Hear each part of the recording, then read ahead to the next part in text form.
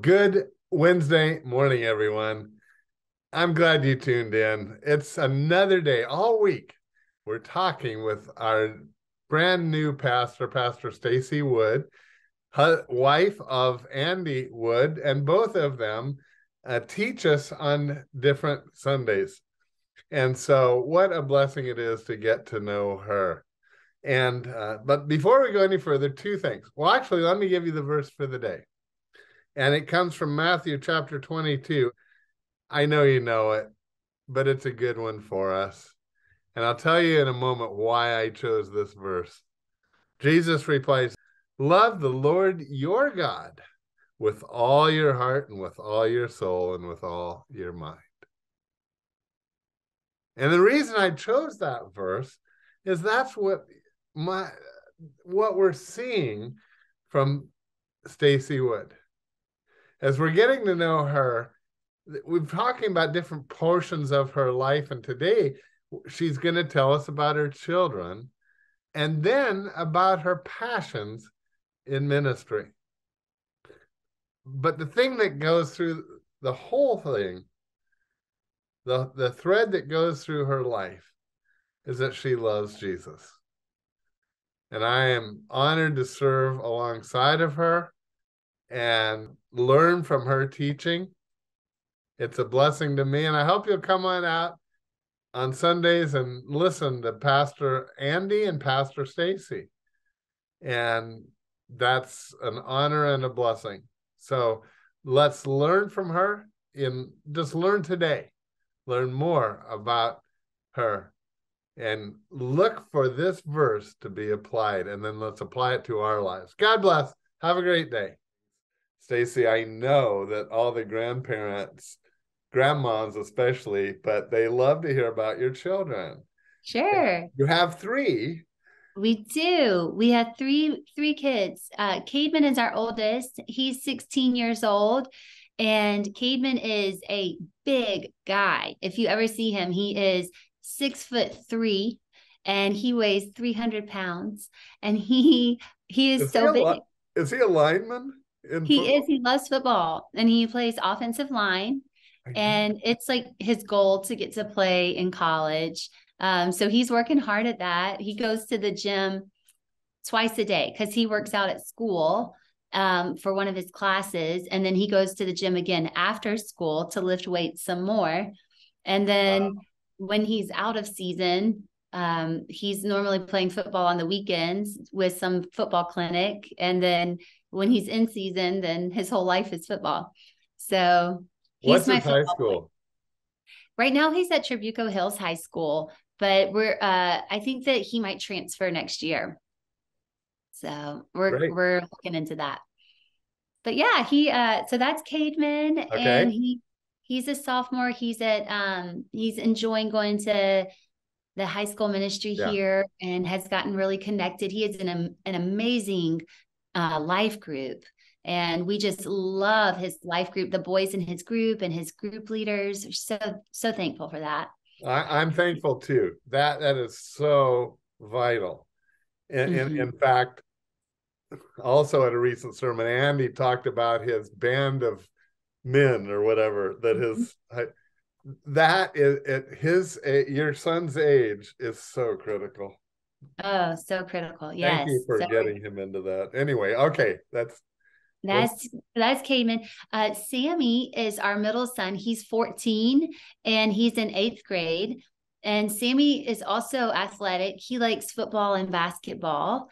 And a cool thing about Sammy is that he was adopted from Ethiopia right before he turned 2 years old. Wow. And so he is a handsome young man and just getting established here. He's involved with the junior high ministry and also a part of a life group that meets every week.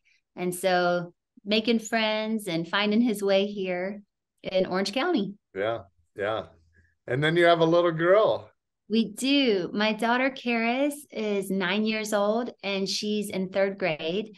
And she is so spunky and has just a huge personality.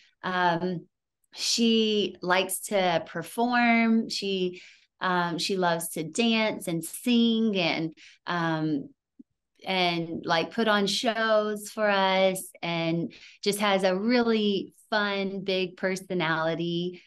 She takes up all the space in the world that she needs, and nobody's going to tell her otherwise. And so she keeps us on our toes. I Don't you love her. just love how the Lord gives you variety? Yes, Even in children, I know so much. they're so different.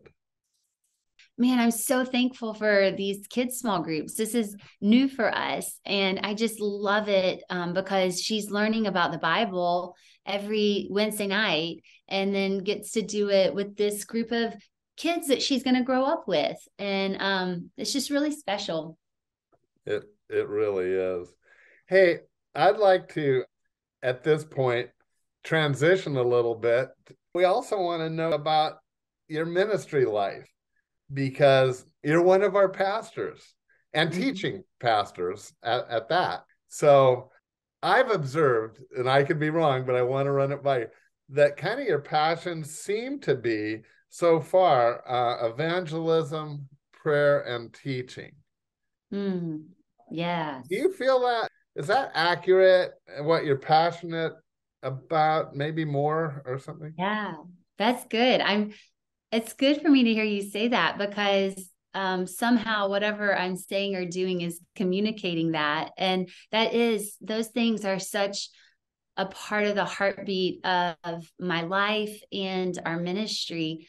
I think with evangelism, there's just this passion to reach people that don't yet know how good Jesus is and how he can bring so much hope to their life and peace to their hearts and give them purpose and joy. And so we just have a real passion to get that message out. And then with prayer has become more and more central to my life and to our ministry over probably the last 5 years or so. We had a great experience where we went to a church in London that just taught us so much about prayer and our dependence upon the Holy Spirit to guide us and to lead our ministry and to bless this ministry.